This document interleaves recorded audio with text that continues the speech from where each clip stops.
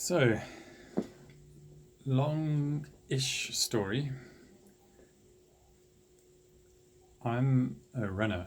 Well, I like to call myself a runner. Um, and I suppose I've been running for around 15 years now. So, yeah, I guess I could. Um, and way back in 2013, I tried my first marathon and crashed and burned around 30 kilometers when my feet became balls of lead, and I ended up walking most of the rest of the way to end in, I forget now exactly the time, probably something like 4:40 or so. Um, and after that, I vowed, never again. This marathon thing isn't for me. So in the interim, I've run a few 10Ks and a few half marathons, and I've done quite well. But last year, I decided it's time to try again. And so I sort of trained with my mates, running buddies, and my wife, and we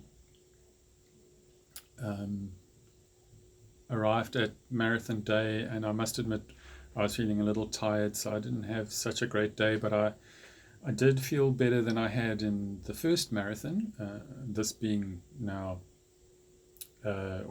sort of 9 years after the first one. Still got very sore, still struggled from around 30 Ks to the end. And I think also I had run too far, too close to the time, so my legs were still tired.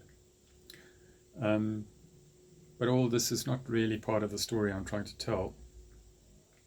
So this year I ran again, but this time I followed a formal training plan and lots of advice from some very clever people. Most of it to do with running very slowly in your training so that you recover well, and only doing a few hard sessions. And it went very well, and I improved my time by about half an hour, which is amazing.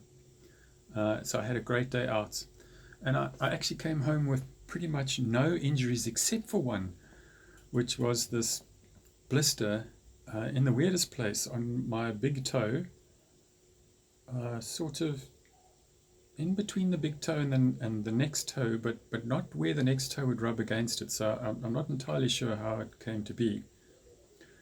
But the net result of that was that blister wasn't really healing very well after the fact, and I thought to myself, well, I guess the best thing to do would be to go without shoes for a couple of days to let it dry out. And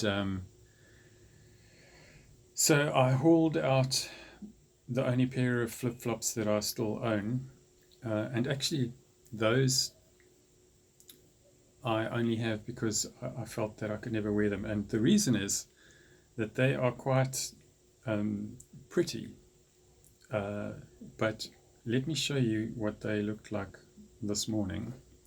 So I hope that you can see this. They're beautiful white ones, and they look great when you put them on in the morning.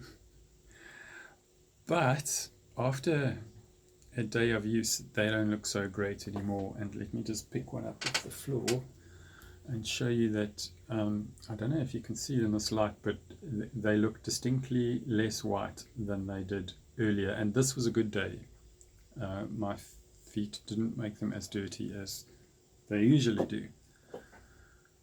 Which leads me to think about who makes white flip-flops. I mean, it just really doesn't make sense, does it? And then my second question, who buys them?